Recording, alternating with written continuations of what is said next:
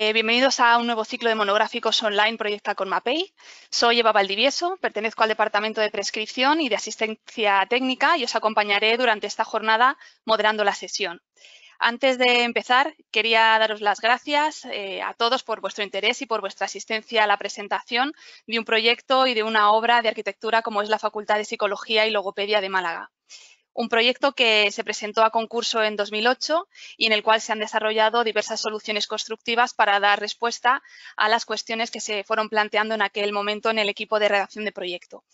Es por ello que desde el minuto 1 se estableció una estrecha relación de colaboración entre el estudio de arquitectura y nuestra empresa para dar con las soluciones más adecuadas en base a lo que eran las necesidades del edificio, tanto en la fachada como en los pavimentos, y que ahora pues, nos contarán en detalle sus protagonistas. Antes sí que quisiera explicaros cómo funciona la plataforma.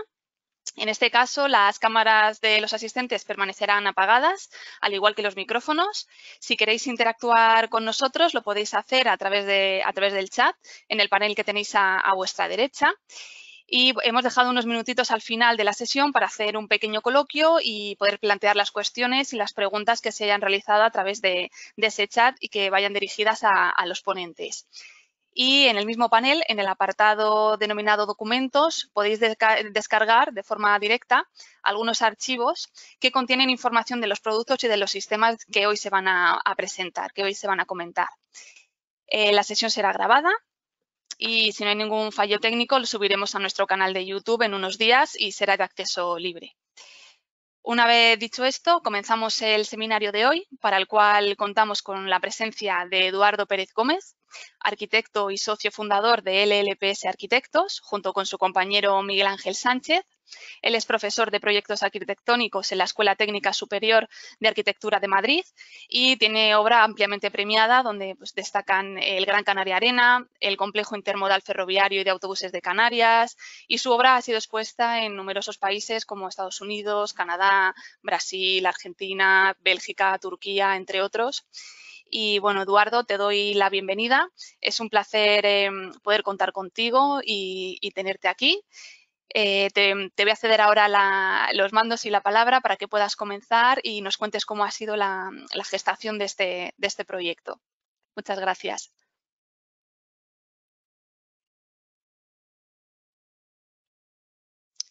No te oímos, Eduardo. Creo que tienes el micrófono desactivado. Ahora, todo tuyo. No, decía, muchas gracias a Mapei y a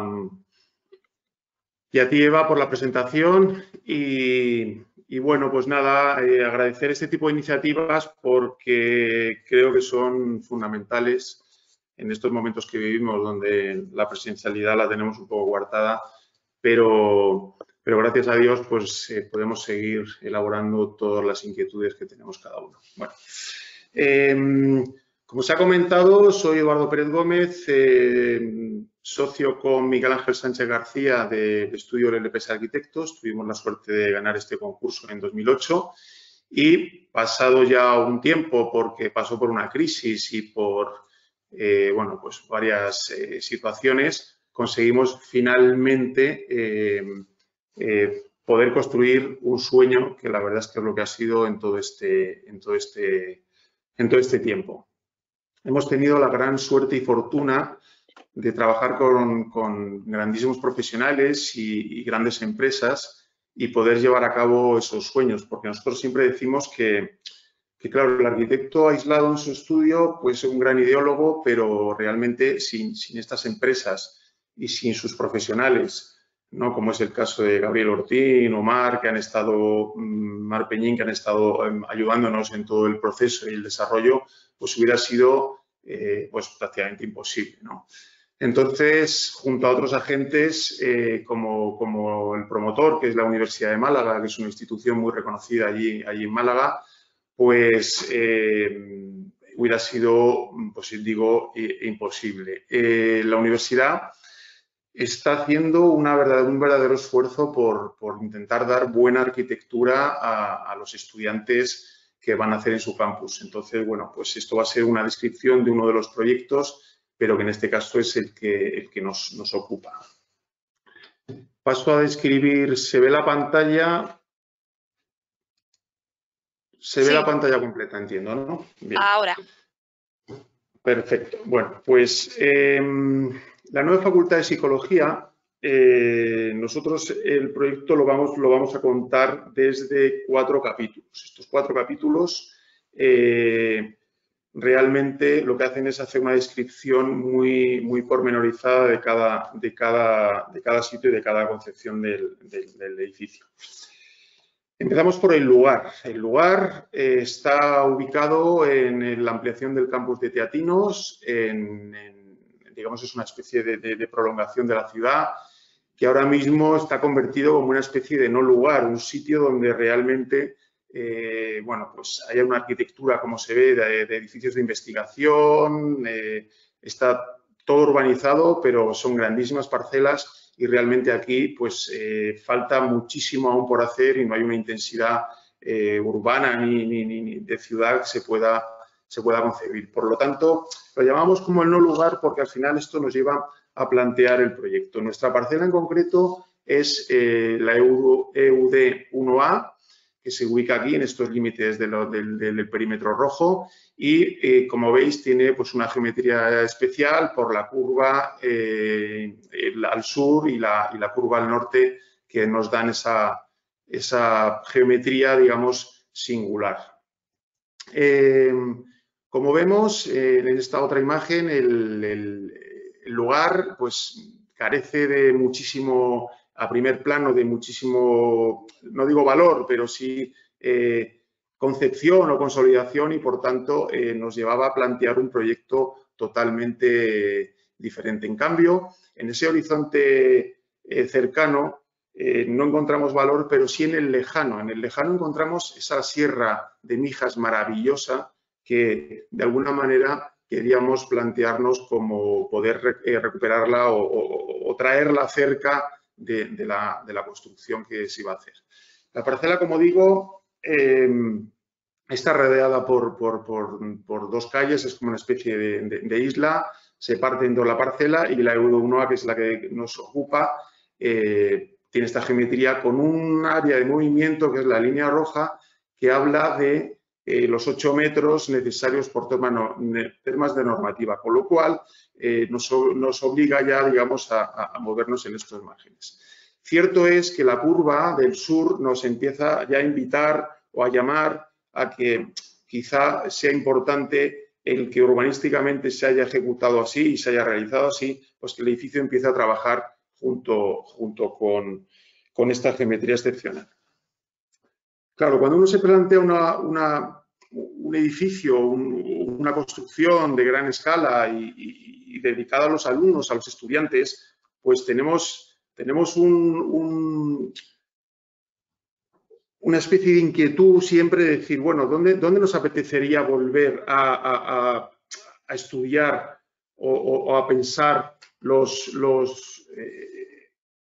y que los estudiantes estuvieran, digamos, como conectados con un lugar especial, ¿no? Y entonces, aparte de que ahora es recurrente y es necesario, ¿no?, esa vuelta a la naturaleza y esa conexión nueva, pues nosotros empezamos a plantear un bosque, un lugar como que, de alguna manera, el bosque sea un recinto donde se pueda entrar el alumno y pueda empezar a desarrollar todas sus, digamos, sus acercamientos, sus aprendizajes, sus desarrollos hacia el conocimiento y, por tanto, hacia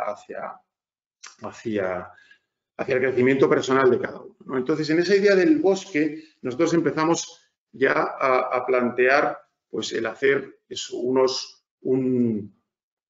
unos elementos de tronco que tendremos que plantar, alimentar y, por tanto, que empiecen a crecer, una vegetación a través de un sistema de ramas y luego pues, ese follaje o ese sistema, de alguna manera, de protección de la intemperie que, por supuesto, deje el paso de la línea de los rayos de luz y de la entrada de luz. Entonces, esto empieza a ser bastante importante en el lugar en el que estamos hablando.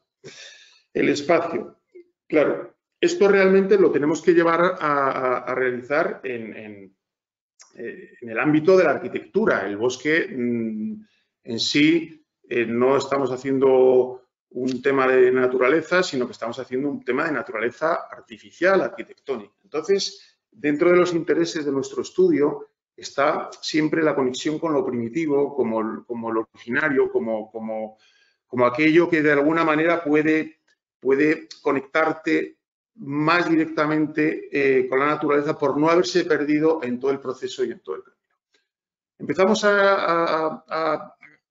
digo, permanente en nuestro estudio, pero empezamos otra vez a conectar con las primeras construcciones, estos monumentos, menhires a modo de hito que se instauran en el paisaje, que tienen una conexión cósmica con los astros y pues sobre todo con el Sol, que está a 149 millones de kilómetros de la Tierra, y de repente genera unos planos, unas sombras en el plano del suelo que empiezan ya a hablar del tiempo, de ese reloj solar, de muchísimas cosas. Entonces, de alguna manera, esto nos sirve ya como interpretación o conexión de lo que puede empezar a ser el proyecto. Claro, el siguiente paso es el dolmen, ¿no? El dolmen como ese esfuerzo casi épico que hace el hombre para poder levantar una piedra en esas instancias y a esas alturas sin ningún tipo de medio auxiliar salvo bueno, pues la fuerza y toda el diseño del hombre, ¿no? De cómo pueden entre ellos poder levantar esas piedras y empiezan a protegerse ya de alguna manera de la intemperie, de la lluvia y de otros agentes atmosféricos. El siguiente, digamos, la evolución del dolmen podría ser el cromlech como ya una agrupación, en este caso mucho más circular, que ya tiene un carácter sagrado y que de alguna manera puede empezar a tener pues otras concepciones relacionadas con la creencia y demás. De alguna manera esto nos parecía como un bosque artificial que podía llegar a ser el inicio o el comienzo de ese concurso, de ese proyecto. He traído una serie de imágenes de la obra y de la obra ya casi acabada, prácticamente acabada, que de alguna manera van a alimentar todo este discurso. Aquí podemos ver esa salpicadura o esa interpretación de ese bosque a través de unas pantallas de hormigón que bueno, ojalá hubieran sido de piedra, pero gracias al hormigón podemos establecer una serie de proporciones que no permitiría a la piedra, pero sí la técnica del hormigón, mediante un desarrollo con encofrados trepantes que de alguna manera nos permitían establecer ya la primera conexión o la primera idea con esas imágenes iniciales del bosque, de esos troncos del bosque que están, parece que creciendo aún sin esa copa, sin esas ramas y que pueden generar una cosa absolutamente pues mágica y que parece que quiere suspender algo por encima de ellos. Aquí esto evoca, evidentemente, como digo, las imágenes anteriores y la colocación de ellos, que parece de forma así desordenada. Luego se verá en el desarrollo de las plantas y del proyecto cómo existe, digamos, una conexión o una distribución al tresbolillo de ellos, pero con una relación muy precisa, geométricamente hablando, para que pueda conectar, digamos, la relación entre el tronco, las ramas y todos ellos como un gran bosque lleno de troncos. Claro, ¿cómo establecemos el tema de las ramas? Las ramas, recuerdo a Jesús Jiménez Cañas, gran ingeniero de caminos que trabajó en este proyecto inicialmente y que luego desarrolló Alejandro Bernabeu, que es bueno, uno de los mejores ingenieros de caminos que hay en este país. Y realmente, claro, Jesús Jiménez Cañas, que era el maestro de Alejandro, decía que el hormigón pertenece al suelo, a lo pesado, y el acero pertenece al aire, ¿no? Entonces, claro, en esa concepción la recogimos, se la tomamos prestada y de alguna manera empezamos a establecer estos elementos de acero, estas vigas, como algo que pueden ser las ramas ya de ese árbol, donde realmente tenemos una suerte por trabajar con la empresa fabricadora. Son vigas que tienen que hacer o ramas que se pueden hacer muy coincidentes con la geometría que queríamos. Entonces no existen en el mercado, las tenemos que hacer. Llegamos a estudiar, como se ve en este vídeo, pues hasta la soldadura. Empezamos a hacerles tratamientos para ver cómo realmente pueden trabajar también a la intemperie, porque casi todas las estructuras y todas las ramas de ese árbol las queríamos dejar vistas, algunas dan al exterior, otras dan al interior y vamos jugando ahí, ¿no? Aquí se ve cómo estas vigas tumbadas empieza el operario pues, a protegerlas a las corrosiones y a todas las exigencias de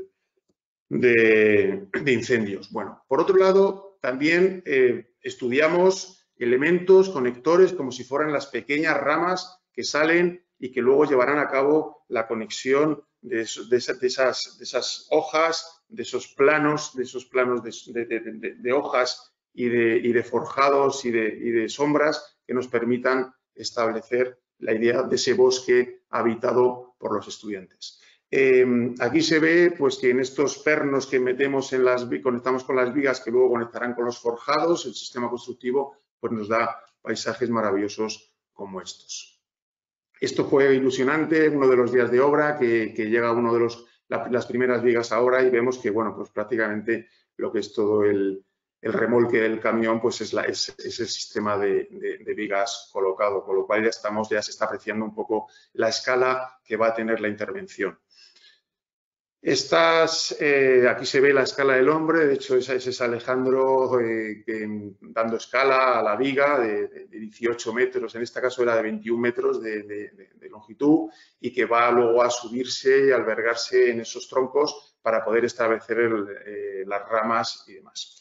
Claro, esta es la idea de la rama, pero ahora cómo el arquitecto puede llegar a concebir en su siguiente planteamiento cómo se construyen esas ramas, ¿no? Y sin caer en la literalidad, que es una de las cosas peores que tiene la arquitectura, pues entonces empezamos a establecer un clarísimo pensamiento, reflexión sobre estructuras. Y llegamos a la conclusión que las estructuras recíprocas son las que realmente nos pueden ayudar a llevar a cabo este proyecto. En este caso, esta imagen habla de eso. Una estructura recíproca es una estructura donde los propios elementos se apoyan entre ellos y solidariamente y a nivel de conjunto establecen, digamos, la composición del conjunto. Al quitar uno de estos elementos, los compañeros se sienten afectados y, por tanto, el conjunto. Por lo tanto, es un tema solidario. Yo creo que es como cuando se cae un árbol en un bosque, ¿no? Y de repente se produce un claro, se produce una entrada de luz. O sea, ahí está pasando algo donde se está perdiendo la identidad del bosque en ese punto concreto. Pues bueno, estas estructuras recíprocas que pueden ser de esta sencillez o una complejidad mayor, como esta, por ejemplo, donde ya se ve que hay muchísimos más elementos implicados, pues es lo que de alguna manera nos empieza a llevar a estudiar esa composición de las ramas de ese bosque que de alguna manera conectan todas con todas y de forma casi conectada y recíproca empiezan a unirse unas entre ellas. Cómo nos dan paisajes de estos donde parece que las vigas no llegan a ningún sitio, como pasa en un árbol que realmente el límite es su crecimiento, pero no tiene un límite concebido ni capturado. Eso es lo que de alguna manera vemos que empieza a ser la posible imagen del edificio. Como si vemos la profundidad de todos esos troncos y cómo se van conectando, las ramas se van apoyando en todas ellas. Y cómo además, ya una vez que podemos pasear por esas ramas, conseguimos volver a recuperar la Sierra de Mijas en ese horizonte lejano que posteriormente lo vamos a traer. Traigo esta imagen ya un poco a vista de pájaro porque el arquitecto se maneja en estas líneas siempre desde vista de pájaro, se acerca más y empieza a atender a cosas más el detalle, pero siempre tiene que estar trabajando en estos zoom. Traigo esta imagen porque es como una especie de pieza escultórica que ya habla, digamos, de la composición de ese bosque donde están los troncos y las ramas. Nos falta ahora, digamos, toda la naturaleza viva que queremos empezar a ver. Bien, pues ahora empezamos con el vacío, ¿no? El vacío nos obliga a pensar cómo empezamos a rellenar ese bosque y empezamos a hacer muchos esquemas en el estudio. Esto es una representación en gamas de grises de las intensidades que puede llegar a tener el programa en función de su uso, en función del aforo y en función de muchos otros requerimientos que se puedan llegar a tener. Pues estos esquemas nos llevan a pensar en que tiene que haber algún elemento que unifique todo esto, que sea un elemento modular, que es un proyecto construible y que de alguna manera en este bosque de lectura contemporánea pero artificial se pueda ir de alguna manera estableciendo un módulo que ordene todo esto. Pues ese módulo al final se acaba convirtiendo en un patio de 18 por 3, una relación 1:6, fantástica, que de alguna manera se va ordenando en ese espacio a modo de poros, como si fueran poros. Estamos en Málaga, con lo cual la pertenencia al patio es muy buena. Y de alguna manera empiezan a desarrollar también en sí esos patios toda esa vegetación casi de idea de cómo poder, ese bosque es un bosque, es algo vegetal, es algo natural y que de alguna manera veremos más adelante cómo nos sirve de filtro. Con lo cual vamos a tener un elemento llamado patio que va a ser presente y va a ser el organizador de ese recinto que de alguna manera se quiere cerrar al exterior.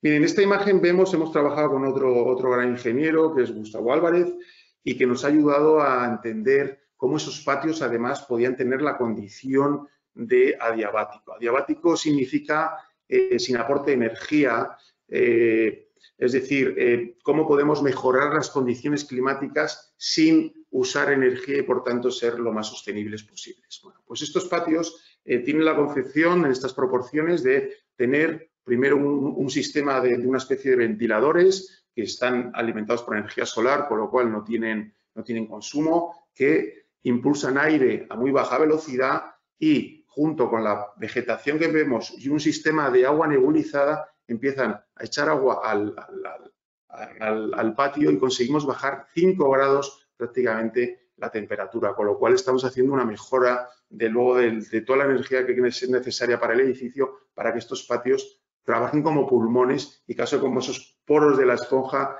que se van un poco desarrollando. Aquí lo vemos, es muy importante esta imagen para ver cómo este patio empieza a ser, esto es una imagen de obra, pero cómo empieza a ser clarísimamente la idea del proyecto sin ningún problema. Entonces, esta imagen inicial, perdonad que se ha pasado, vemos que hay 33 patios y este módulo se va repitiendo para poder organizar todo el programa. Ahí vemos las praderas verdes que luego ayudarán a que esas pantallas vegetales vayan creciendo.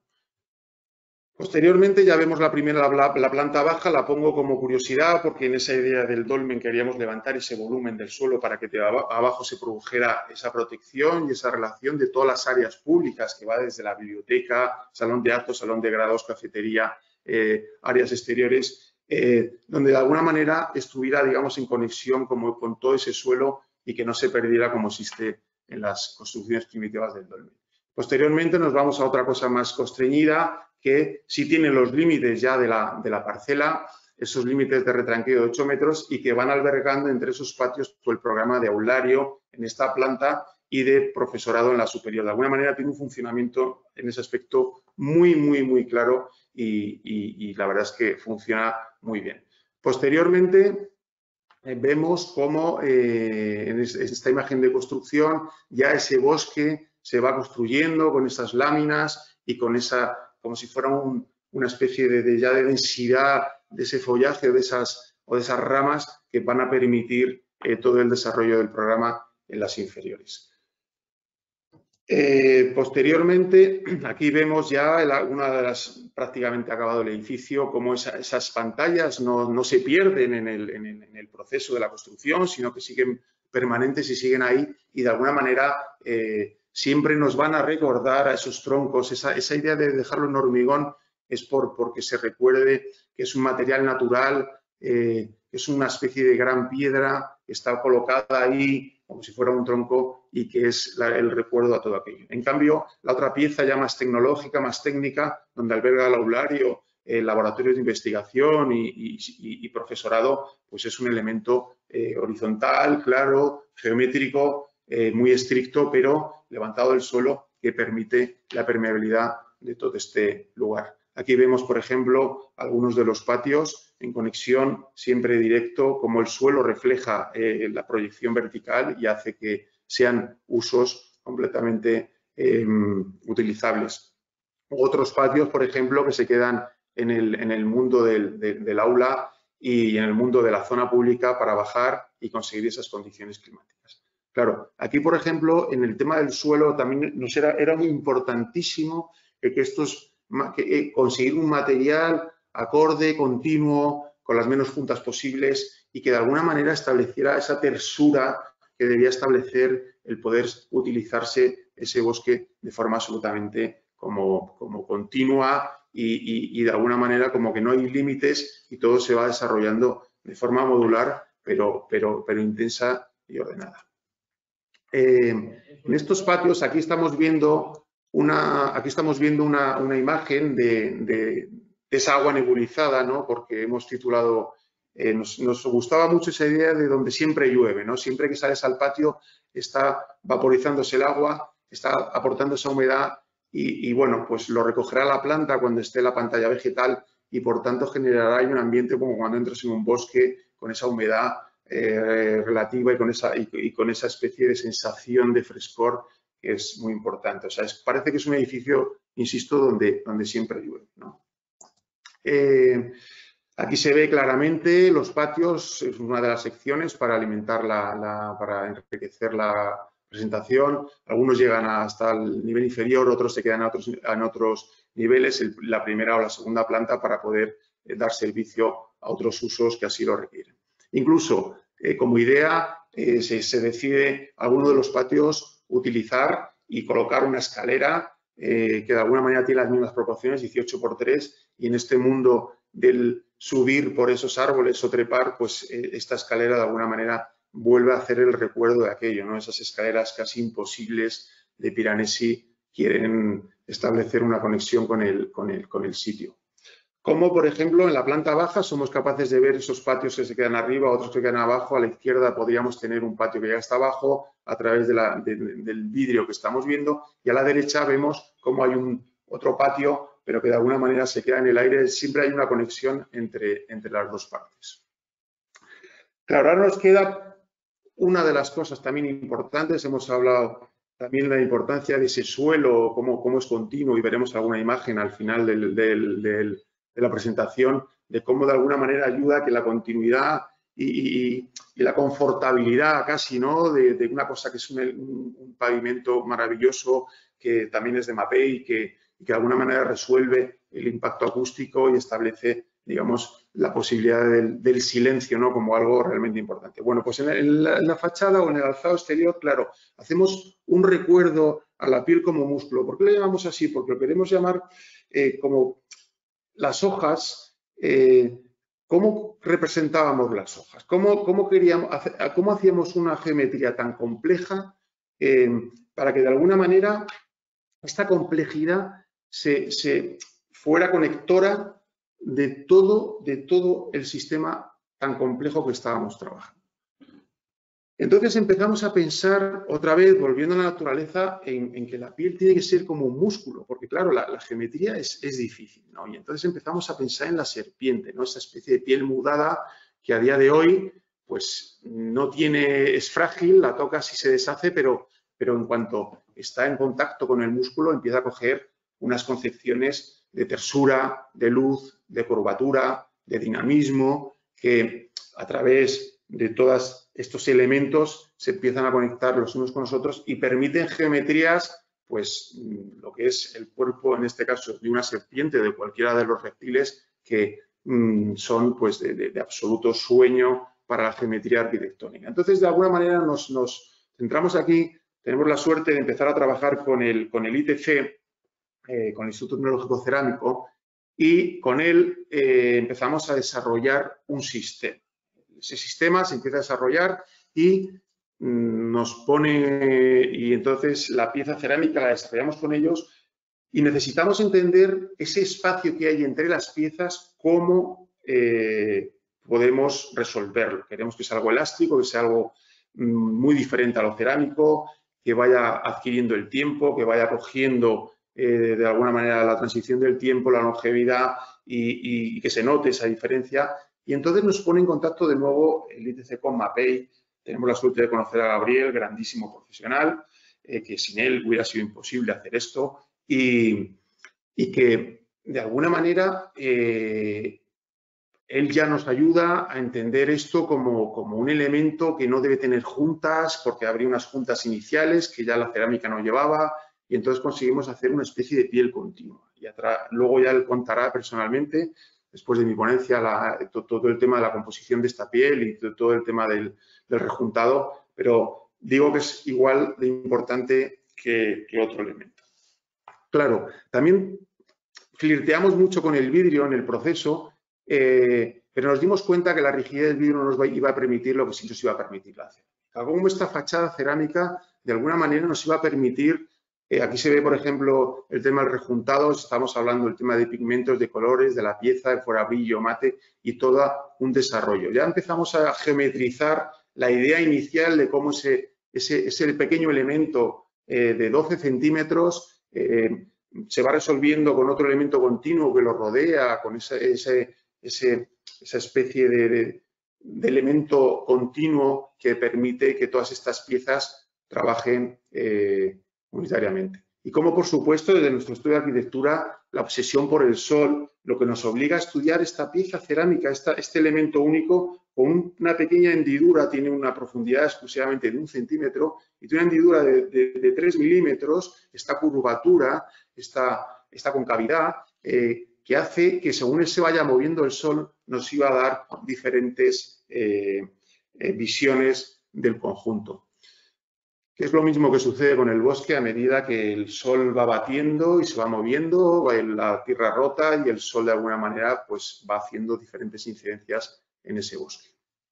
Como vemos que a veces la decisión entre el brillo y el mate, en este caso el acabado mate, nos hace acercarnos más a la plata, a lo metálico, quizá a lo aéreo y por tanto a ese juego de luces que nos daban no tanto reflejos y digamos una recepción total del tema de luces.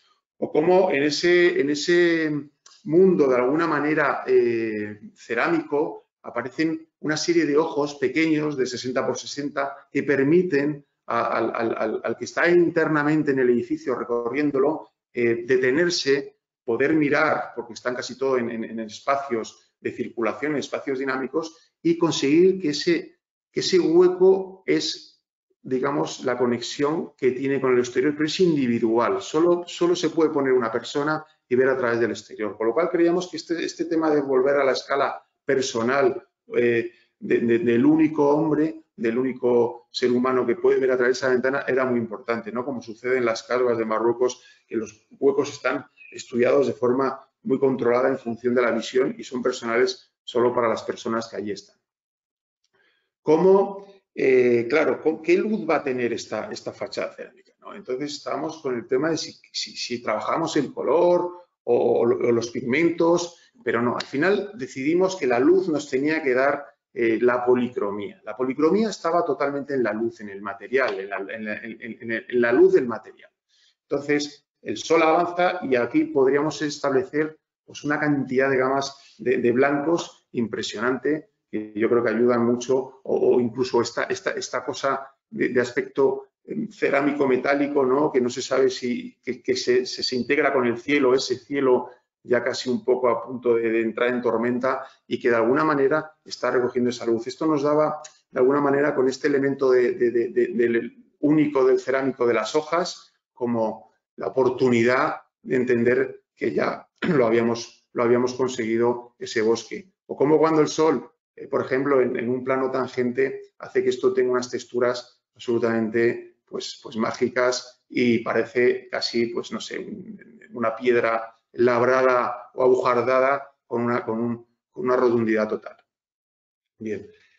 Por supuesto, claro, al levantar ese elemento del dolmen que hace el símil del bosque, teníamos que ver cómo solucionábamos la parte inferior. Y la parte inferior se soluciona con el mismo elemento que da la vuelta y se vuelve a configurar, que esto igual gracias a Mapei y a todas las aportaciones de Gabriel Ortín, conseguimos colocar esta pieza en el techo de la plaza y de todos los exteriores para entender que ese elemento estaba suspendido en el aire y que era un elemento único y unitario. Aquí ya podemos apreciar algunos de los patios que veremos. Estas son algunas de las imágenes. Aquí podemos ver cómo la luz va cambiando si detenemos el ojo en cada uno de los puntos del blanco, cómo es una gama de blancos impresionantes y cómo quiere casi perderse con ese cielo. O cómo por la noche, en el ocaso, empieza de repente a tornarse casi azul, un azul noche, una noche que parece que el edificio, insisto, se va a volver a integrar en el contexto. O como uno de estos patios, por ejemplo, acompañado por ese lucernario de arriba, empieza a establecer esa relación, digo, diagonal, vertical y de conexión, donde las personas pueden estar recorriendo y el paso de los niveles y el tema de las ramas. Y como siempre, la referencia del sistema de conexión del dinámico, cómo las personas pueden conectar con los exteriores a través de esos patios, con la vegetación, con el cielo, es decir, siempre también volvemos a establecer una relación bastante cósmica con el exterior. Aquí se ve el sistema de aulario, la seriación de una serie de ellos, de un sistema de 4 aularios, donde cada uno está metido entre dos patios y de alguna manera siempre se ve la posible conexión con el exterior, que creemos que es absolutamente fundamental. En definitiva, esta es la pieza que aparece integrada en el lugar como un recinto que parece que no tiene luz por esos huecos pequeñitos, pero que por el contrario, el adecuarse a la geometría y la utilización de esos patios establece toda esa explosión de docencia y de conocimiento que se va a dar dentro con una luz preparada para todo el complejo. Pues muchísimas gracias y hasta aquí mi presentación. Muchas gracias a ti, Eduardo, y bueno, por todas las explicaciones que nos has dado. Se nota que pues, en el proyecto no se ha dejado al azar ningún detalle, todo está sumamente estudiado y cuidado y por fin, pues después del tiempo que ha transcurrido desde su concepción, podemos decir que ya es una realidad y que la podemos disfrutar, ¿no? Muchas gracias, Eduardo. Muchas gracias. Ahora le cedo la palabra a mi compañera Mar Penín. Ella es arquitecta, pertenece al Departamento de Asistencia Técnica de MAPEI y nos va a contar cómo se hizo y cómo se llevó a la realidad, en este caso, el diseño de los pavimentos interiores de la facultad. Mar, veo que ya... Buenas tardes, ya estás por aquí. Pues nada, ya puedes comenzar la presentación cuando quieras. Estupendo, muchas gracias, Eva. Muchas gracias, Eduardo, también por la ponencia que nos acaba de mostrar. Y nada, yo voy a contaros la colaboración que tuvimos desde el departamento técnico con todo el apartado de pavimentos, que es donde yo he tenido la oportunidad de colaborar más activamente. Estoy intentando colocar, aquí tenemos la presentación, espero que se vea correctamente. Perfecto. Bien, pues nada, yo he titulado esta parte de la ponencia Superficies para el silencio porque, como Eduardo ha comentado previamente, esto era uno de los puntos más importantes que además vamos a desarrollar durante esta breve explicación. Este es un poquito el guión que voy a seguir. Vamos a partir de los requisitos que el proyecto necesitaba en cada uno de sus espacios. A continuación veremos las dificultades de la realidad de la obra construida y finalmente unas cuantas imágenes y el desarrollo de la ejecución del pavimento. Bueno, como ya nos ha contado Eduardo, esto es un edificio increíble con un complejísimo programa, tanto de aulario, bibliotecas, laboratorios y despachos. Y bueno, y cada uno de estos espacios van a tener aparejadas a su vez una serie de necesidades. No es lo mismo enfrentarse a una zona que va a ser utilizada por alumnos en un aula que un despacho de un profesor, ¿no? Aquí vemos una infografía que he tomado prestada del proyecto del estudio de Eduardo y Miguel Ángel, donde se destaca mucho la idea de proyecto de continuidad de los espacios en el interior. Partimos, por lo tanto, de las necesidades del programa para poder definir las necesidades a las que va a tener que responder este pavimento, ¿no? Resumiendo mucho el programa, como ya nos ha contado Eduardo, en la planta primera tenemos un espacio público-privado elevado. En la planta primera se concentrarán los usos más intensivos de aulario, con grandes pasillos diáfanos, estas visiones cruzadas a través de los patios que generan unos reflejos y unas vistas muy interesantes, y en la planta segunda es la zona más compartimentada, digamos, destinada al uso de profesorado con salas un poquito más pequeñas, despachos y demás, ¿no? Pues bien, partiendo de las necesidades que vamos a tener a las que vamos a tener que dar respuesta en cada una de las plantas, también queríamos ver cuáles eran los requisitos generales del proyecto, ¿no? Desde el estudio de arquitectura tenían una necesidad de que la estética de este pavimento acompañase a toda la concepción del proyecto para, digamos, para que fuera coherente, ¿no? Entonces se buscaba un agradable aspecto estético con un pavimento continuo sin juntas.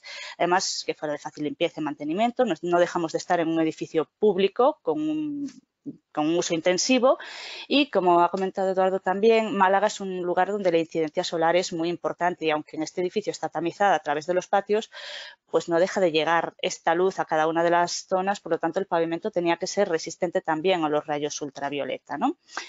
Pero además de esto, desde el estudio de arquitectura había muchísimo interés por hacer un plus de aislamiento acústico a través del pavimento, dar una solución, un sistema constructivo en pavimento que fuera capaz de reducir el impacto al ruido, reducir el murmullo del ruido ambiente y bueno, como os decía, el tema de las juntas que era tremendamente importante.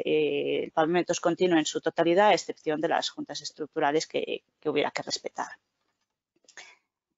Entonces, ¿cuál es la solución que propusimos en el momento? Después de ir ajustando cada uno de los distintos requisitos del proyecto y de los distintos espacios a los que va a haber que dar respuesta, del catálogo de productos que MAPE podía ofrecer en pavimentos continuos, seleccionamos MAPEfloor Comfort System como el que más se adecuaba a estas necesidades, ¿no? Es un pavimento que tiene un elevado aislamiento acústico frente al ruido de impacto principalmente y además permite aportar un confort, una calidez a la pisada, ¿no?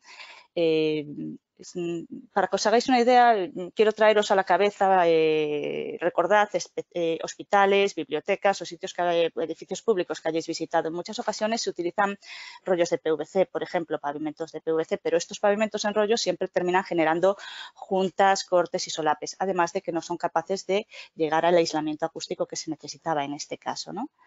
Bueno, aquí tenemos una estratigrafía del sistema, es un sistema compuesto.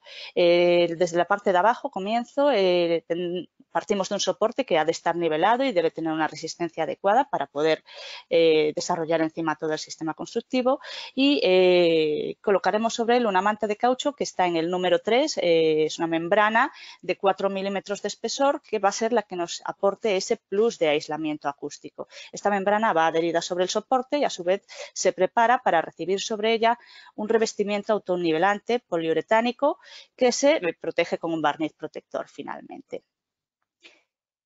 Aquí vemos un par de estratos de la ficha técnica. Este sistema se puede colocar con manta y sin manta. En el caso de colocarlo sin manta, estaríamos hablando de un pavimento continuo con un espesor de 2 milímetros que nos aporta un aislamiento frente al ruido de impacto de 3 decibelios. Pero con que en este caso era preciso llegar a un mayor aislamiento, se pasó al sistema con manta, donde tenemos un mayor aislamiento acústico. Y me gustaría destacar, debajo de ese 16 decibelios que veis, hay otra línea que pone un valor de elongación. Esto es muy importante. ¿Por qué? Porque además de ser un sistema con aislamiento acústico, es un sistema de pavimentos elástico, deformable. Y esto es muy importante y lo vamos a ver ahora en el desarrollo de la realidad construida de la obra. Como os decía, una vez que ya tenemos seleccionado el pavimento que más se adecua a los requisitos planteados en proyecto, vamos a ver cómo adecuarlo a la obra. ¿Por qué? Porque esta es una obra muy singular. Eduardo nos ha desarrollado con mucho detalle de dónde viene la concepción y hemos visto con detalle el tema de la estructura, esos troncos que ejercen, esas pantallas que ejercen de troncos, las grandes vigas metálicas de hasta 18 metros de luz en algunos casos. ¿Y qué es lo que ocurre con un edificio de estas características? Que inevitablemente este bosque pues tiene cierta deformación. Obviamente las solicitaciones mecánicas están controladas y el edificio está perfectamente calculado, como Eduardo nos ha explicado, pero es obvio que todos nos podemos imaginar que el comportamiento mecánico y estructural de este edificio no tiene nada que ver con el típico edificio porticado que nos podemos encontrar en muchas otras ocasiones. ¿Qué es lo que va a suceder? Que estas grandes luces pueden llevar aparejadas cierto grado de deformación. que si bien son imperceptibles para el usuario, sí pueden suponer un reto para los materiales que vamos a incorporar dentro del conjunto, ¿no? Aquí vemos otra imagen para que veáis la magnitud de las luces del edificio. Así que antes de proceder a la colocación del pavimento y en fase de obra, pues a medida que el edificio iba creciendo y se iba cargando, pues se detectaron unas pequeñas deformaciones que, si bien eran muy imperceptibles, sí que podían ser un reto a la hora de colocar el pavimento, porque podían poner, digamos, en riesgo el éxito de la ejecución. Como veis, bueno, en la imagen de la derecha veis unas curvas en color azules para mostrar muy exageradamente, porque obviamente no era tan perceptible, cuál era un poco la dificultad que nos íbamos a encontrar, ¿no? Entonces, por ese motivo, entre los meses de marzo y julio de 2019, ya en pleno proceso de obra, pues tuvimos varias reuniones con el estudio de arquitectura, con la constructora y demás, para definir las soluciones más adecuadas para dar respuesta, digamos, a esta pequeña dificultad que nos encontramos en obra. Y para dar respuesta a esta dificultad, volvemos la vista al proyecto. Como había comentado previamente, la planta primera es una planta de uso intensivo, aularios, son por lo tanto espacios de mayores dimensiones, con unos pasillos mucho más diáfanos, donde la percepción de una posible falta de horizontalidad en algún punto podía llegar a ser visible, ¿no? Mientras que la planta segunda, por ser zonas de espacios más privativos, con despachos, un poquito más compartimentado, las necesidades de nivelación eran inferiores porque no había esa necesidad. Pero además de ello, bueno, ahora os cuento.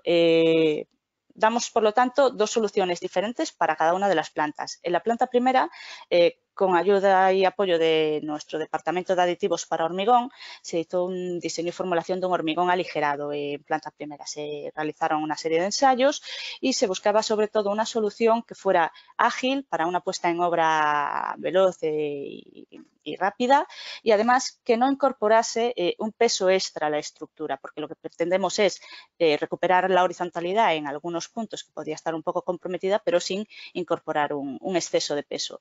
Así que desarrollamos una formulación específica a través de nuestro laboratorio de hormigones, y en colaboración con una planta de hormigón local, pues hicieron todos los ensayos para verificar que era la solución más adecuada, tanto en resistencia como en ligereza, y se puso en obra. Aquí tenéis una imagen de la preparación del soporte en la planta primera, donde se está haciendo la nivelación. Esto, por ejemplo, es una zona que corresponde a un área de aula.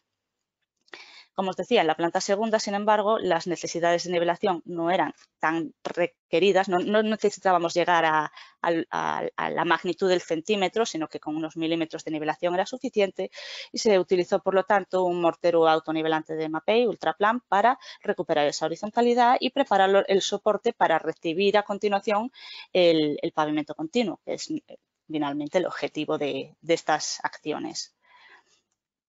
Como os decía, ya pasamos a la realidad de la ejecución del pavimento, ¿no? Hemos visto previamente en la estratigrafía, y eso estaba explicando, que es un sistema compuesto, un sistema complejo, ¿no? Tenemos, por lo tanto, una puesta en obra híbrida. Tendremos, por un lado, la colocación de la manta de caucho y, por otro lado, la aplicación de las resinas. Aquí a la izquierda veis cómo se están desarrollando los rollos, esa membrana de caucho que es la que nos va a dar el aislamiento acústico, y a la derecha cómo se está haciendo la extensión de las resinas autonivelantes poliuretánicas, que son las que nos van a dar finalmente ese acabado continuo acorde con el proyecto, ¿no?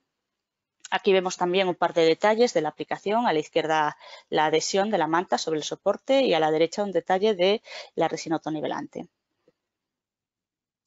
Esta es la imagen final del pavimento una vez terminado. Como veis, es coherente con todo el proyecto, aportando todos esos requisitos que cada uno de los espacios, tanto aulas como zonas, digamos, de despachos y más privativas, pues iban a tener durante su uso. A mí me gustaría agradecer a Eduardo que haya destacado la colaboración que hemos tenido tanto en la fase de proyecto como en la fase de construcción, dando apoyo a la constructora, aplicador y bueno, nuestra implicación en todas las fases. Y finalmente, para terminar, me gustaría pasaros un pequeño vídeo en donde podremos ver con un poquito de detalle las distintas fases de ejecución del pavimento.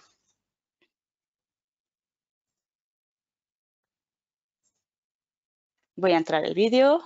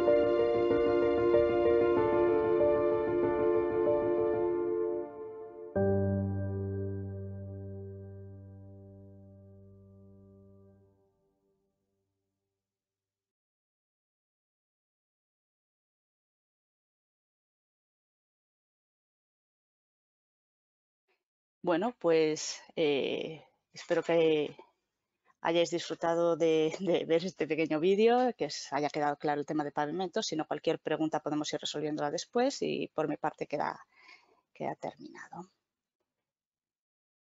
Muchas gracias, Mar. Pasamos ahora al último apartado de las presentaciones, donde nos van a explicar la concepción del sistema de colocación, en este caso de la piel cerámica de la fachada, cómo se consiguió dar esa continuidad tan deseada. Y para ello, Gabriel Ortín, arquitecto y director de asistencia técnica de Mapei, nos hablará de los materiales, de los condicionantes a los que se tuvo que hacer frente y los resultados que se obtuvieron. Adelante, Gabriel.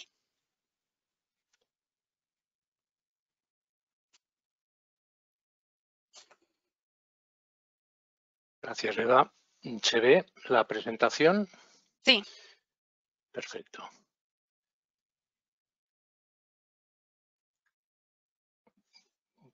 Bueno, pues vamos a hablar de esto, ¿no? De lo que es la piel del edificio, y vamos a separar la presentación en diferentes apartados.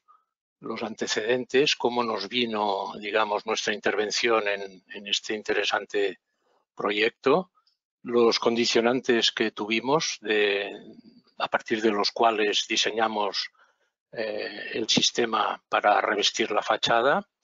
Estos condicionantes, como veremos, pues tuvieron un protagonismo importante, y luego a partir de aquí pues ya cómo fuimos determinando los materiales que tenían que intervenir, las condiciones de puesta en obra, etcétera, etcétera. Bueno, esto nos viene en el año 18, concretamente recibo una llamada de Javier Mira, director técnico del Instituto de Tecnología Cerámica, con el que, bueno, pues tenemos contacto desde hace años, y me dice: Gabriel, ¿tenéis algún material que permita rellenar juntas entre piezas de cerámica con anchura que vaya variando, que sea variable y que tenga una textura gruesa. Bueno, pues la verdad es que una pregunta sorprendente porque lo habitual es que las juntas se mantengan en su anchura constante, no que vayan variando. Lo de la textura no tenía mayor importancia porque efectivamente tenemos material de juntas de distintas texturas, ¿no? Y luego me habla de que, bueno, esto es para colocar unas piezas cerámicas hechas especialmente para un proyecto, que tenían una forma circular y que se disponían en forma de matriz. Bien, bueno, le digo que me envíe unas muestras para hacer pruebas porque en principio creíamos que un mortero de juntas que quizás podría cumplir con estos condicionantes, pues sería un mortero cementoso que tenemos, que era color de grano grueso. En este caso, en vez de mezclarlo con agua, mezclándolo con un aditivo polimérico específico para mejorar sus propiedades elastomecánicas, ¿no? Y de adherencia. Bueno, nosotros cuando hacemos cosas que se apartan de lo que tenemos conocido y ensayado o que es habitual, pues nos gusta hacer pruebas, ¿no? Antes de definirnos. Y en este caso hicimos pruebas con las piezas que se nos enviaron y las pusimos en el exterior para que tuvieran pues cambios climáticos, las condiciones de curado lo más reales posibles. Y efectivamente, pues como nos temíamos, se produjeron una serie de fisuras de retracción, algunas, digamos, en puntos más críticos, otras en los planos de adherencia con las baldosas, de manera que esta solución, si bien cumplía en cuanto a la textura que se nos pedía, no cumplía en cuanto a lo que era la condición de funcionar en cambios de sección continuos. Como veis aquí esto tenían 5 milímetros y en su dimensión más grande pues llegaban casi a los 4 centímetros. Bueno, evidentemente no son las condiciones óptimas para que un producto hidráulico pues fraguee de una manera correcta, ¿no? Pero bueno, este era el caso. Luego también me habla Javier pues de que esto va a ir sobre un soporte panelado con rastreles, sujeto con rastreles a una superestructura sujeta a la estructura principal con rastreles, que son lienzos muy largos, son fachadas, me habla de una fachada de 140 metros de largo y claro, a mí se me empiezan a despertar un poco las alarmas diciendo, ojo, que esto no es un edificio normal, no es un proyecto normal, y aquí hay que tener más conocimientos sobre de qué partimos para no equivocarnos, ¿no? Y entonces es cuando entramos en contacto, bueno, empezamos a ver el edificio y rápidamente, solo con esta imagen, ya me hago la idea de qué es lo que se me está planteando, ¿no? O sea, la intención está clarísima, es hacer unos planos continuos, lo más continuos posibles, en grandes dimensiones, y bueno, pues esto había que respetarlo, ¿no? Y había que intentar conseguirlo en la medida de lo posible. También la particularidad de que en la planta baja, pues esta piel doblaba y constituía pues el techo, ¿no? El sofito de este espacio, ¿no? Con el mismo revestimiento cerámico. Bueno, empezamos a conocer detalles más específicos de lo constructivos y entonces, hablando con el equipo de proyecto, pues nos dicen, no, bueno, es que esto va colgado como si fuera un lienzo de la estructura y bueno, pues de hecho va apoyado, casi conectado, pero apoyado en los distintos forjados. Bueno, entonces se parece más a lo que es un telón, ¿no? Entonces, claro, esto quiere decir que las posibilidades o los riesgos de que esto se moviera, junto con la propia estructura del edificio, que ya Mar y el propio Eduardo pues han explicado que es un edificio de grandes luces, etcétera, etcétera, pues hacía que tuviéramos que tenerlo muy en consideración. Bien, aquí tenemos el sistema de panelado, es un sistema que ya conocíamos de un importante fabricante que además pues tiene una amplia experiencia, está resuelto perfectamente el sistema de juntas, tiene un documento de adecuación al uso y por lo tanto, bueno, en este sentido, lo que era propiamente el material de soporte no nos preocupaba particularmente. Bien, la cerámica eran piezas especiales que las ha explicado perfectamente Eduardo. Aquí vemos una sección de la maqueta que hicimos y se ve esta concavidad de 3 milímetros que sí que, bueno, de cara a lo que es la elección de los productos había que tenerlo en cuenta luego en la fase de colocación para la puesta en obra, ¿no? Bueno, en definitiva son unas piezas de pasta blanca, es decir, absorbentes con un esmalte. Son unos discos circulares, diámetro 12 y 5, y que formaban una doble retícula con separaciones de junta mínima de 5 milímetros. Bueno, había otros condicionantes que había que tener en cuenta, ¿no? Condicionantes del lugar, con comportamiento del revestimiento, que ya hemos visto que era complejo.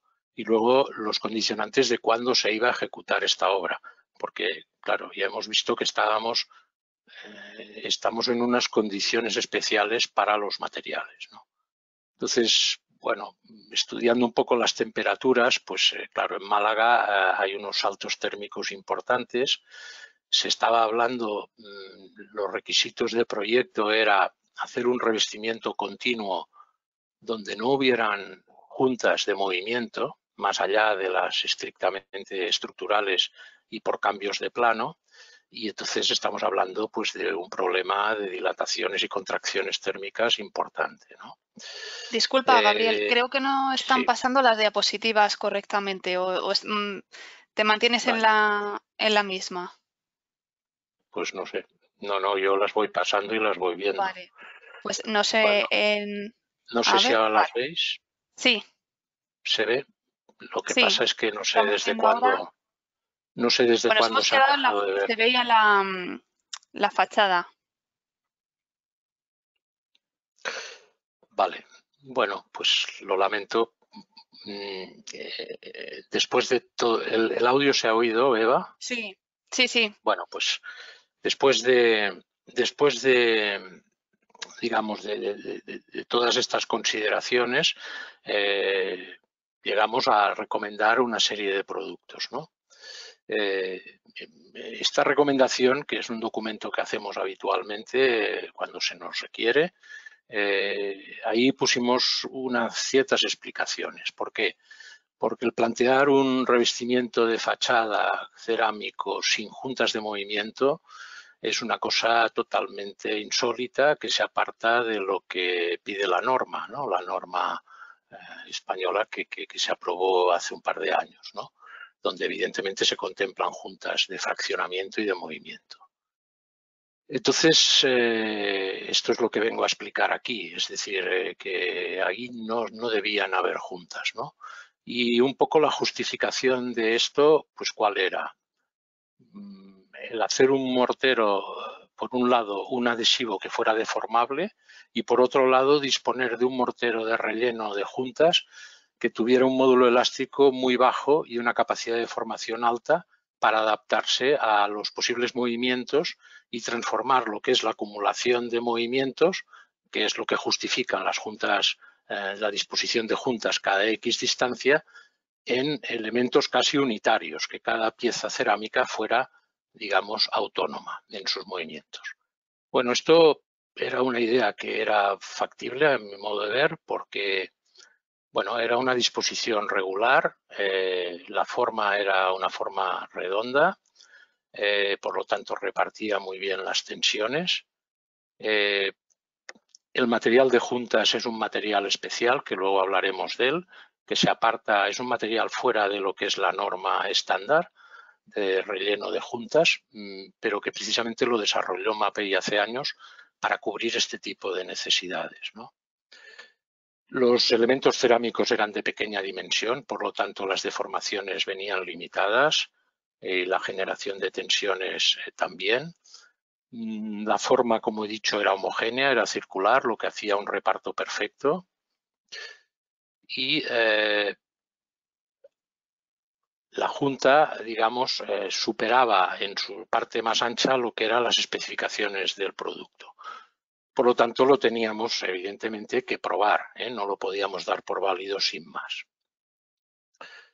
Luego, como he dicho, esto es un conjunto y, por lo tanto, no se puede coger un producto y separarlo del resto, sino que se comporta armónicamente todo y holísticamente todo el conjunto. De manera que el adhesivo, como mínimo, debía ser un adhesivo S1 de clase S1 deformable. Los condicionantes del momento de la puesta en obra. Bueno, en principio la constructora, pues el plan de obra que tenía era aplicar esto en invierno, por lo tanto, bueno, el producto que elegimos fue el Astorapid, que es un adhesivo que tiene la particularidad de que tiene, por un lado, un tiempo abierto extendido, lo cual permite al aplicador perfectamente le da tiempo de colocar tranquilamente las piezas, pero luego el desarrollo de fraguado da un tirón y es un producto también rápido, de clase F. Con lo cual, cuando se hacen fachadas en invierno es conveniente porque de esta manera cualquier evento climatológico sobrevenido, pues la fachada, digamos, corre menos riesgos, ¿no? Por otro lado, es un adhesivo altamente deformable de clase S2 y, por supuesto, C2, ¿no? Pero esto cambió porque el plan de obra se retrasó, entonces tuvimos que ejecutar en verano y entonces en verano cambiamos de adhesivo a uno de fraguado normal, dadas las condiciones climáticas del lugar. También C2TS1, es decir, deformable, categoría C2 y con tiempo abierto extendido. Bien, cuando ya creíamos que teníamos controlados todos los condicionantes, nos viene uno más, y es que las piezas que nos habían suministrado para hacer las primeras pruebas no eran las realmente, no se iban a presentar igual que las que se iban a colocar en obra, que venían enmalladas. Lógicamente, pues para facilitar su puesta en obra. Pero esto comportaba una reducción de superficie de contacto del orden del 30%. Con lo cual, teniendo en cuenta que con la malla no se podía hacer el doble encolado con soporte, digamos, reverso de la pieza, bueno, pues entonces teníamos que garantizar una humectación perfecta de la pieza en un contacto directo. Y para ello, pues volvimos otra vez a hacer pruebas. Incluso estudiamos ya otro tipo de adhesivo, un adhesivo de última generación, que es Ultralite S2, un adhesivo aligerado con una capacidad de humectación muy, muy, muy alta. Y de esta manera nos permitía trabajar con el máximo de seguridad en cuanto a que el encolado fuera efectivo sin necesidad de hacer doble encolado. Hicimos pruebas en las condiciones más adversas, como es la colocación en el techo, que es la que realmente en buena parte se iba a producir. Vemos uno de nuestros monitores maceando las piezas y efectivamente la sustentación, a pesar de la gran capacidad de humectación de este adhesivo, pues la sustentación es perfecta y entonces en este sentido no tuvimos ningún problema en cuanto a la colocación. Comprobamos además haciendo extracciones en nuestro taller, pues que efectivamente se confirmaban las adherencias. Con la llana del número 10, la pieza grande alcanzó roturas cohesivas en valores de 2,62. Pensemos que la norma exige 1, por lo tanto, pues íbamos ampliamente sobrados en cuanto a adherencias. Lo mismo para las piezas pequeñas, con roturas también cohesivas, con la llana del 10, que era la que garantizaba la mejor humectación. Y una vez teníamos ya determinados los productos, pues bueno, teníamos que hacer la prueba final para asegurar de que no se nos producían fisuras por las condiciones de curado, de fraguado, etc. Ya hemos visto que en la primera solución intuitiva que habíamos propuesto, pues la descartamos por este factor. Entonces, la segunda elección fue con este producto, FlexColor, Como digo, es un mortero que se aparta de lo que es los morteros regulados por la norma. Es un desarrollo específico de Mapei para cuando se dan este tipo de situaciones donde no se quieren juntas de movimiento. Entonces pensemos que es un material con un módulo elástico. Una de sus particularidades es que tiene un módulo elástico muy bajo, aparte de otras virtudes.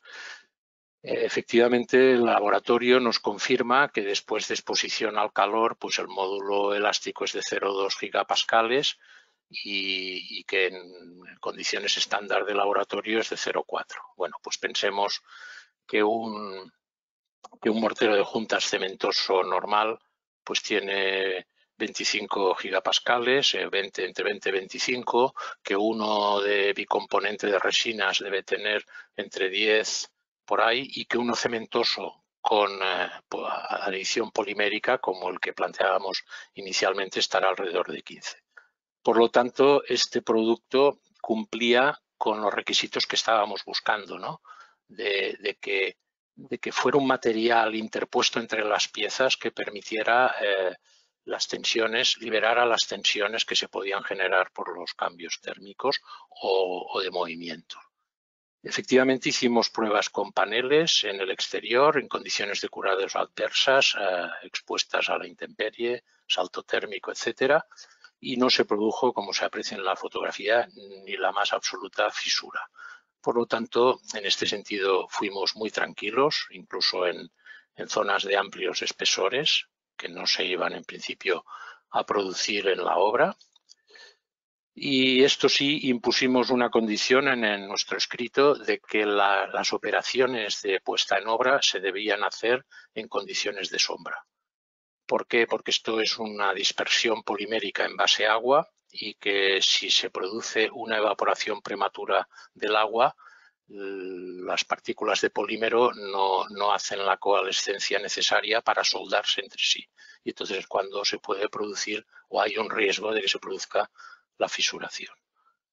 Por lo tanto, una vez impuesta esta condición, excepcional justo para esta obra, pero necesaria en todo caso, pues íbamos muy tranquilos.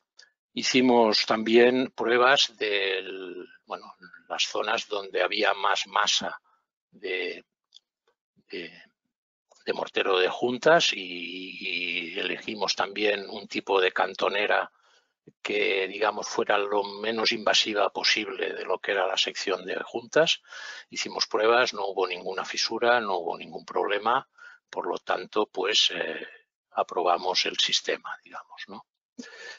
Bueno, finalmente vino una última sorpresa, y es que si bien la intención y el diseño inicial era hacer pues una fachada continua, que la más larga, creo recordar, que tenía 140 metros de largo. Bueno, pues resulta que el DAO, el documento de adecuación al uso del fabricante de las placas, obligaba, para tener las garantías, a establecer unas juntas. Cada 15 metros, unas juntas de 20 milímetros. Claro, esto rompía totalmente con todo el diseño que en principio, toda la concepción que se había establecido. Claro, una junta en el soporte no se puede puentear, no se puede puentear porque evidentemente si está ahí es para hacer su función y entonces ya no se produce el reparto homogéneo de movimientos, ¿no? Sino una acumulación en este punto. Por lo tanto, era insoslayable la creación de una junta de movimiento finalmente. Bueno, con la oficina técnica nuestra, pues hicimos una serie de estudios de cómo podíamos implementar esta junta. Bueno, la primera intención, claro, es seguir, digamos, el trazado de la junta que te viene del soporte, es decir, trazar una línea recta. Pero eso comportaba dificultades con la geometría de acabado que se pretendía, ¿no?, en el revestimiento. Sí que vimos claro desde un primer momento que teníamos que hacer una junta en doble fase, es decir, hacer un sellado por un lado de lo que eran los paneles y luego poner una lámina separadora y poner entonces la junta propiamente del revestimiento cerámico. pero de manera que trabajaran independientemente, porque como se ve en las secciones, las juntas iban variando. Por lo tanto, esta línea roja era una línea de teflón separadora. Pero bueno, geométricamente esto rompía con todo el...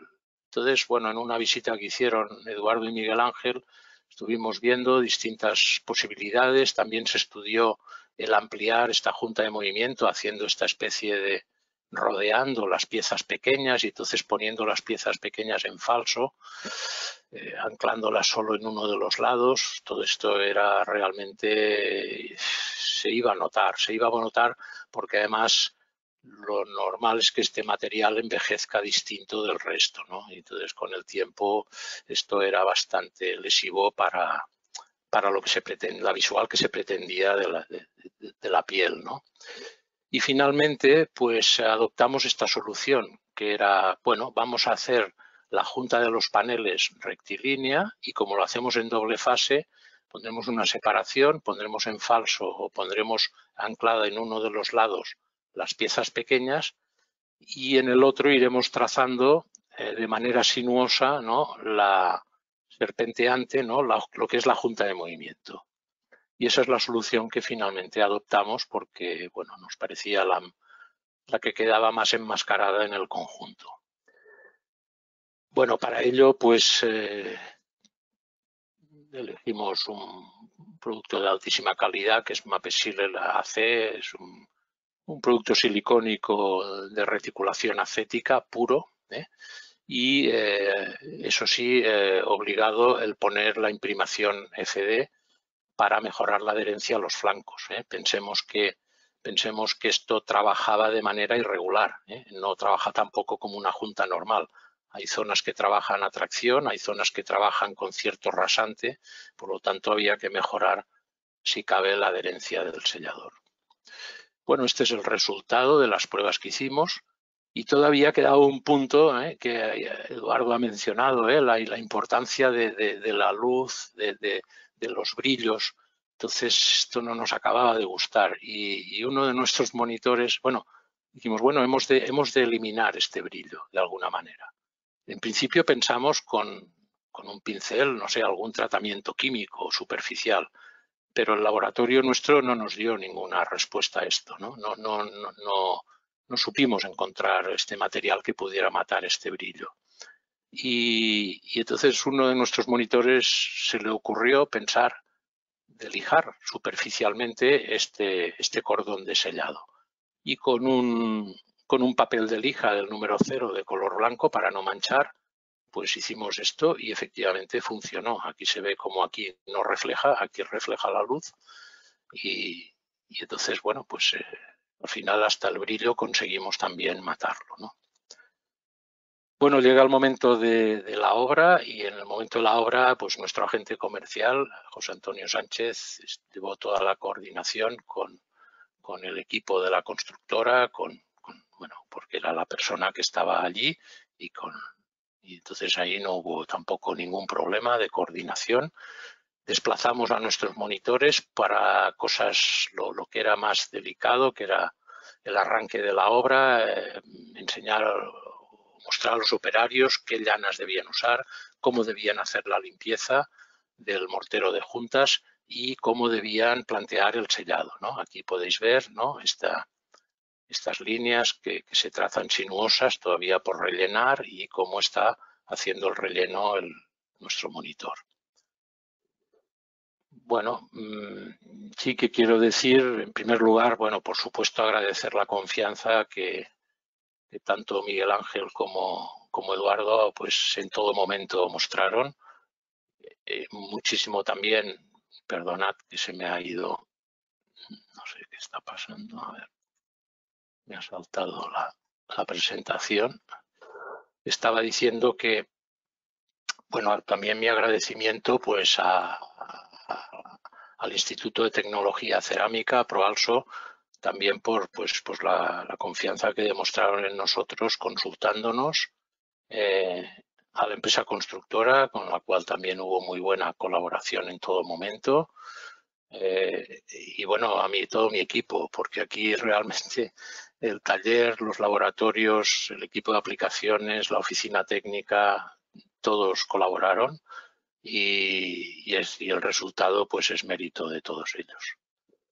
Y por mi parte pues no tengo ya nada más.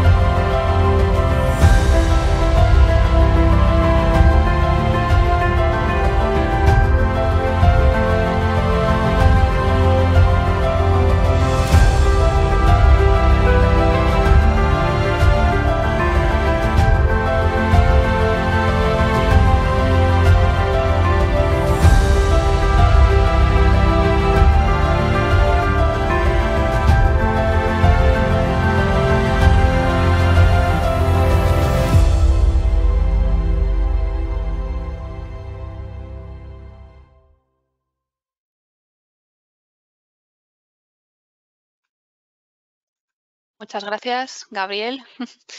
Contigo hemos llegado al final de las presentaciones. Ahora invito al resto de ponentes, a Eduardo y a Mar, para que se unan con nosotros, que activen sus micrófonos y las cámaras para dar paso a la ronda de preguntas. Bueno, para romper un poquito el hielo, me gustaría empezar preguntándole algo a Eduardo. Que bueno, ya se ha ido comentando durante las ponencias, y es cómo ha sido tu experiencia personal, bueno, como técnico, en lo que ha sido esa asociación, en este caso con el fabricante, con nosotros, a la hora de definir las soluciones que nos han mostrado tanto Marc como Gabriel. ¿Cómo lo has vivido en tu propia experiencia? Pues lo he vivido maravillosamente, porque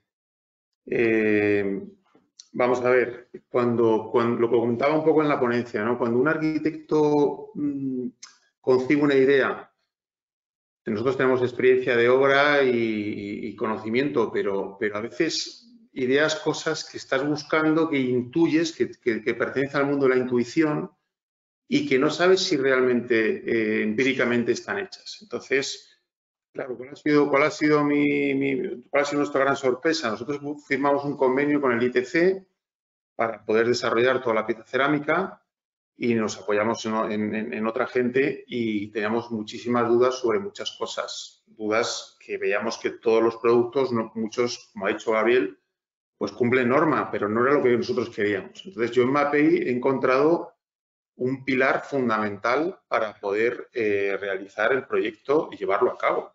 O sea, y gente que muchas veces te encuentras que es el no por respuesta. Aquí era todo lo contrario, es decir, bueno, esto es difícil. Me acuerdo de conversaciones con Gabriel allí en la visita que hicimos y luego la agradable comida de decir, bueno, ¿cómo esto realmente es posible? Pues realmente yo creo que inicialmente ninguno lo sabíamos, teníamos intuiciones y gracias a su experiencia y a su gran conocimiento, pues fue, vamos, absolutamente recomendable y fundamental. Yo ya lo tengo como, vamos, colaboraciones en todos los proyectos lo tengo clarísimo, porque si tengo que pensar las ideas y me ahorran todo el esfuerzo técnico, que aunque lo hagan, o sea, lo hacen ellos y trabajamos en paralelo, ha sido totalmente emocionante. O como, por ejemplo, con Mar, viendo el tema de los suelos y buscando esa continuidad, pues conseguíamos que muy poco espesor conseguir el tema de la respuesta acústica o de esas superficies, ¿no? Entonces yo siempre he encontrado en Mapei un aliado, o sea, un compañero en este viaje, ¿no? Porque al final todos los proyectos es una especie de viaje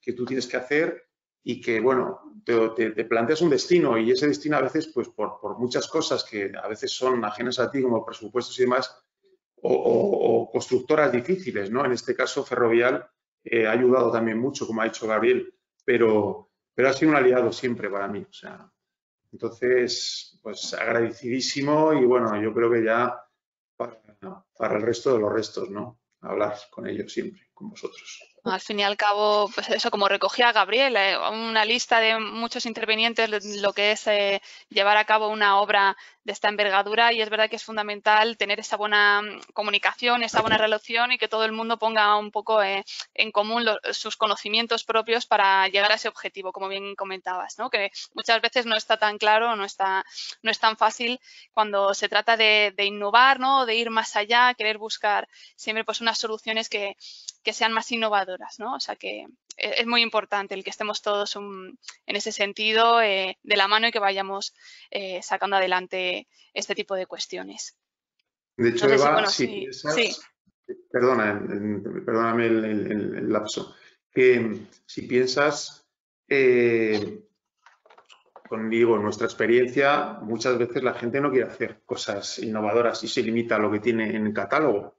Entonces, yo la exposición de Gabriel le decía, bueno, mira, tenemos esto, pero luego tenemos sorpresas y las sorpresas iban apareciendo. Y entonces, claro, Gabriel iba diciendo, bueno, pero esto no me lo habéis dicho, o esto, entonces, pues la comunicación iba siempre fluida, siempre desde la profesionalidad absoluta, de buscar el resultado, de entendernos como estudio de arquitectura, que a veces te pueden decir, eso es imposible hacer, ¿no? Y debido a nuestra persistencia y nuestra confianza en esa, insisto, inicial intuición, pues ha sido posible, ¿no? Entonces, yo creo que empresas como estas son esenciales en el mundo en el que vivimos de la construcción y de no hacer siempre todos lo mismo, sino poder abrir nuevos caminos, y yo creo que esto ha sido un aprendizaje para nosotros absoluto.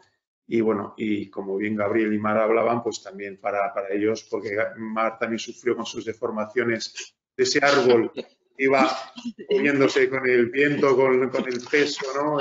Sigue entrando en carga el edificio, porque ahora viene el mobiliario, que viene ahora en julio o en junio, y inventará otra carga y tendrá otra pequeña deformación, pero tiene una respuesta al suelo impecable y maravillosa. O sea que, bueno, son retos que si no nos ponemos, pues nos limitamos a otro tipo de trabajo, yo creo, ¿no? Sí, yo quería, bueno, preguntarles, ¿no? Tanto a Gabriel como a Mar si ellos también quieren compartir su experiencia en el trabajo en esta obra. Mar. Bueno, yo ya he empezado diciendo que para mí ha sido un placer trabajar en esta obra, Eduardo lo sabe, ver cómo se desarrollaba toda la estructura, poder vivirlo allí, ver las diferentes fases de proyecto y, pues, al igual que le ha pasado a Gabriel, pues me pasó a mí bien estas visitas ahora, ¿no? Oye, que tenemos este problema. Ahora tenemos este otro, ahora tenemos que resolver esta cosita, ir buscando siempre la respuesta más adecuada. Además, bueno, yo también soy arquitecto y destaco mucho que buscábamos algo que fuera siempre coherente con el proyecto, no, porque soluciones hay muchas. De hecho, los documentos que tenéis para descargar aquí veréis que tenemos un catálogo de pavimentos continuos importante, pero no todo valía. Teníamos que buscar la solución más adecuada y no sé, a mí me apasionó poder ir desgranando paso a paso para poder dar estas soluciones. Pues sí, la verdad es que es lo que dice Mar, ¿no? Para mí también una gran satisfacción porque, bueno, primero trabajar con arquitectos de este nivel, con proyectos de este nivel, ¿no? Ganadores de concursos y arquitectura de altísima calidad, de vanguardia. Esto te rompe, ¿no? Te rompe las rutinas y te estimula, al menos a mí, por suerte en Mapei tenemos la inmensa suerte de a veces participar en proyectos extraordinarios, ¿no? La Sagrada Familia, en muchos órdenes, Pero la verdad es que con la cerámica no siempre se da esto, ¿no? Casi nunca se da, ¿no? El reto, digamos, que aún es diseño, técnica y entonces, bueno, pues es muy atractivo. Además, en este sentido, claro, trabajar con Javier Mira, con Miguel Ángel, contigo, Eduardo, pues es lo que tú dices. Yo me acuerdo de una reunión en Castellón donde pusimos encima de la mesa todo, o sea, los pros, los contras, las pegas, y entonces ahí, digamos, oye, yo puedo llegar hasta aquí, más no puedo llegar porque el material no creo que dé de más. O mira, pues esto lo podemos cambiar o esto lo podemos adaptar.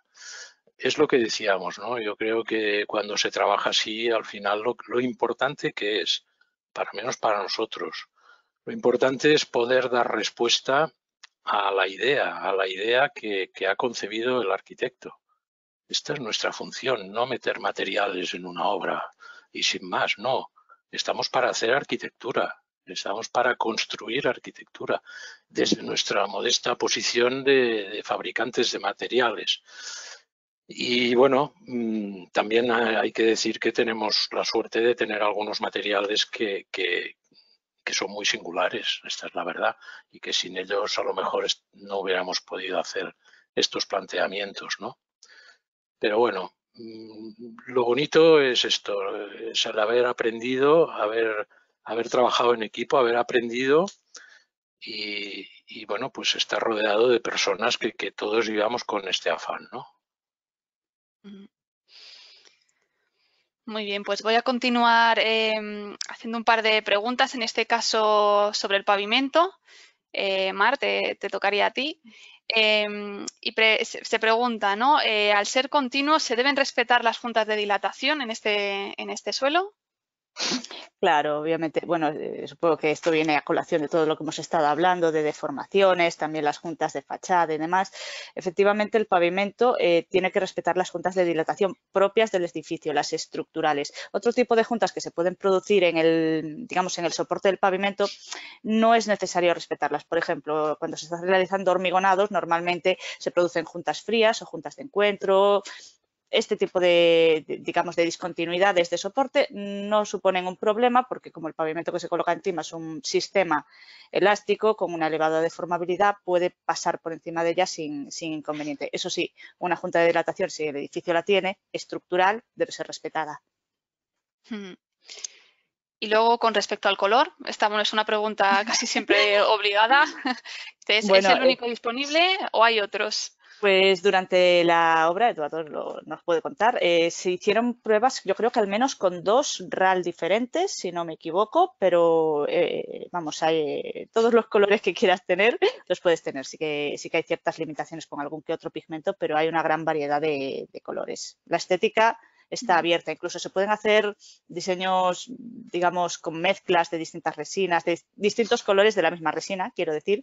O sea que la estética está totalmente abierta a lo que requiera el proyecto. Sí, yo aquí quería, si me permitís, sí.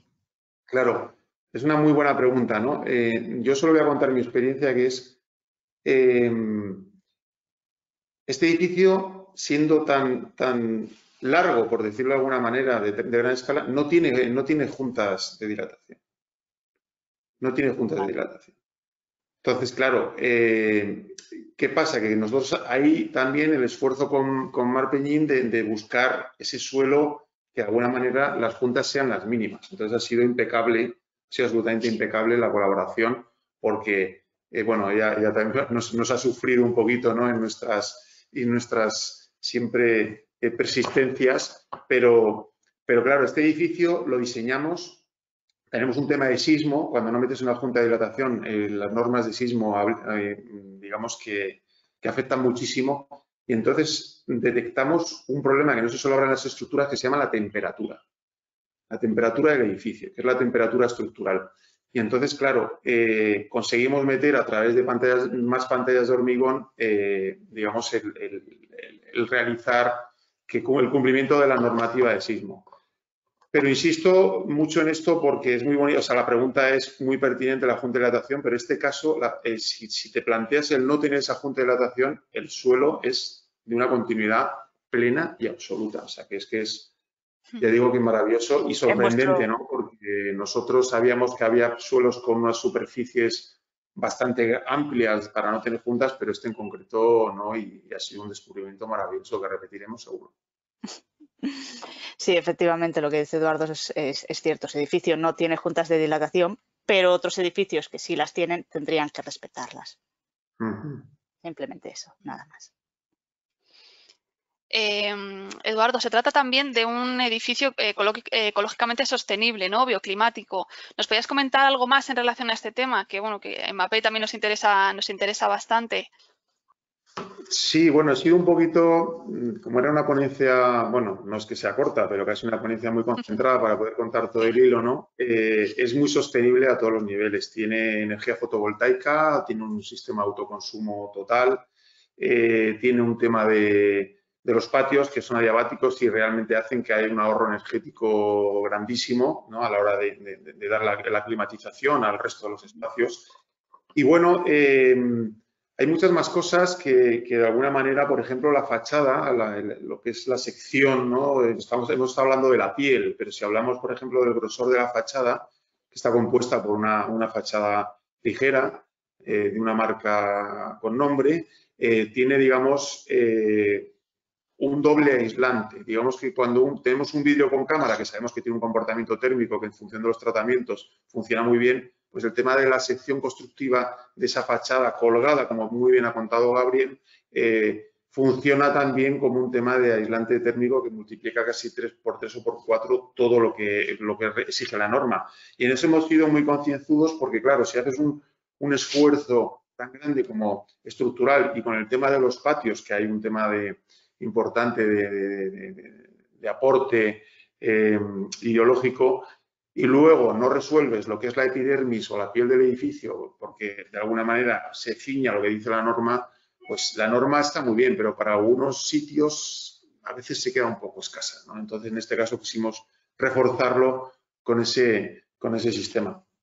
Y bueno, la sostenibilidad es constante, ¿no? O sea, que es que, de hecho, tenemos allí un panel que está midiendo cómo va regulando, lo que va ahorrando el edificio, cómo va tal. Entonces es realmente interesante ver que aquello que queríamos hacer de ese bosque artificial, ¿no? Hecho por el hombre, pues parece que va corrigiendo, ¿no? Como una especie de se produce en el edificio un microclima que cuando entras es como ese bosque que estamos hablando, ¿no? Cuando entras en un bosque espeso y de repente las condiciones climáticas cambian. Entonces sí, es realmente pues, una de los fuertes de este proyecto. Muy bien. Pues, bueno, de momento no hay más preguntas. No sé si, bueno, alguno de vosotros por dar el broche final quiere hacer algún comentario que a lo mejor, pues, como comentabais, pues en la presentación no ha habido espacio y queréis comentar alguna cosita más, pues yo creo que es el momento antes de que pues, finalicemos lo que es el ciclo. ¿Queréis comentar alguna cosita? ¿O ya está más o menos todo? Bueno, yo si nadie se anima, yo me animo a invitar a todos los arquitectos. Yo además, como has comentado, doy clase en la escuela de aquí de Madrid y siempre les digo a los alumnos que se atrevan, ¿no? Que sean un poquito radicales con las ideas y que busquen cosas nuevas siempre porque se ha avanzado mucho desde hace mucho tiempo, pero seguro que podemos seguir avanzando mucho más.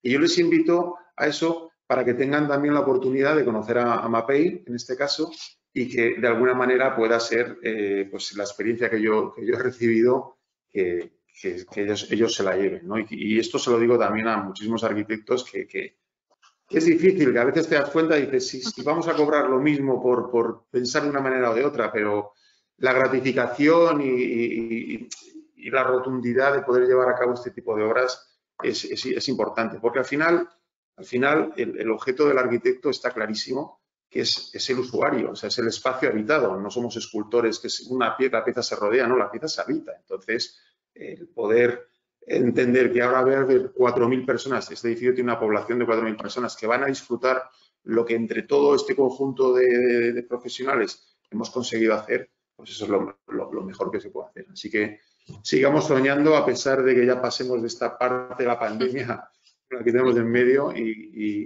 sigamos. Pues sí. Con vosotros, desde luego, se puede, cada cosa se puede. Así que... Claro que sí. Muchas gracias por tus palabras, Eduardo. Y bueno, pues antes de terminar, sí que me gustaría daros las gracias a los ponentes por vuestro tiempo y también a los asistentes por habernos acompañado. Y quería, pues bueno, compartir con vosotros, porque os quiero invitar a el próximo monográfico que tenemos para el mes que viene, que en este caso es para el 16 de junio, a la misma hora, a las 6 de la tarde.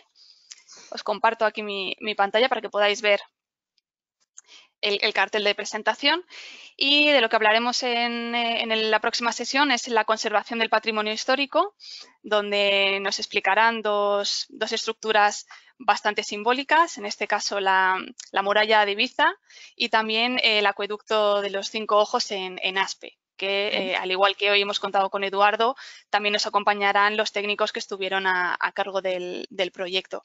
Así que invitaros una vez más a que nos acompañéis, y que ha sido un placer teneros con nosotros, y nos vemos en la próxima. Muchísimas gracias.